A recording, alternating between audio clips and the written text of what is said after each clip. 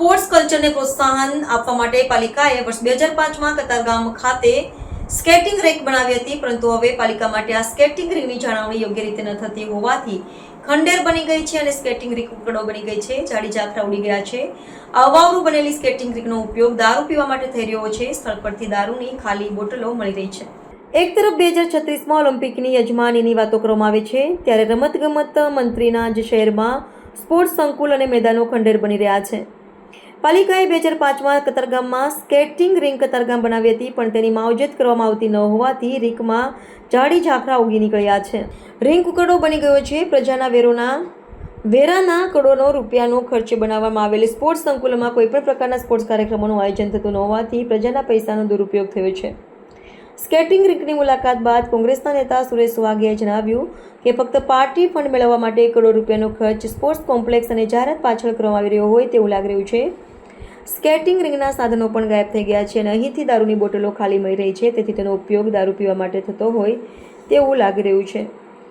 સુરતના કતારગામ સ્કેટિંગ રિંગની હાલત દયનીય છે અને વર્ષોથી કોઈ કામગીરી કરવામાં આવતી નથી. તો શું આવી રીતે રમશે ગુજરાત, જીતશે ગુજરાત અને ઓલિમ્પિકની યજમાની કરશે ગુજરાત?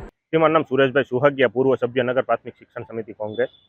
આજરોજ કતારગામ ખાતે આવેલી આ સ્કેટિંગ રિંગ ખાતે અમે સ્થળ મુલાકાત લેતા ખબર પડી કે આ સ્કેટિંગ રિંગ 2019થી બંધ કરવામાં આવેલી છે. કરોડો રૂપિયાના ખર્ચે ઊભું કરેલું આ જે સ્પોર્ટ કોમ્પ્લેક્સ છે અત્યારે ધૂળ ખાઈ રહ્યું છે. આ સ્પોર્ટ કોમ્પ્લેક્સનો ઉપયોગ અત્યારે રમતગમતની બદલે લોકો દ્વારા દારૂ પીવા માટે, જુગાર રમવા માટે કરવામાં આવી રહ્યો છે. તમામ જગ્યાએ ઝાડી ઝાખરા ઉગી ગયેલા છે, જંગલ જેવું બની ગયેલું છે. અને આની અંદર જે સ્પોર્ટના સાધનો હતા એ પણ ચોરાઈ ગયા હોવાની માહિતી મળેલી છે. અહીંના કતારગામ ઝોનના કાર્યપાલક ઇજનેર કામિનીબેન દોશીને વારંવાર ટેલિફોનિક સંપર્ક કરવાની કોશિશ કરી, પણ એના દ્વારા ફોન રિસીવ કરવામાં નથી આવતો. એટલે કામિનીબેન જે આ વિસ્તારના કાર્યપાલક છે, આ વિસ્તારની જવાબદારી એનામાં આવે છે, પણ જો પ્રજાના ફોન જ રિસીવ નથી કરતા તો એ પણ કઈ જગ્યા પર બેઠા છે એને પણ વિચારવું જોઈએ.